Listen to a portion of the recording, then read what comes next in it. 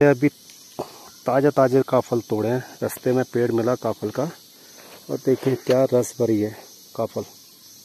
हाँ रस देखो, मोटे मोटे स्ट्रॉबेरी की तरह।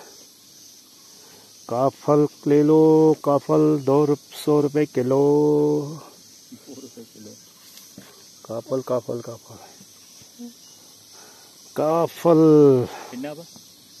देखिए फ्रेंड्स, ये 2 कटोरी काफल, इसमें डाला गया है नमक, लाल मिर्च और सरसों का तेल, और इसको खाया जाएगा।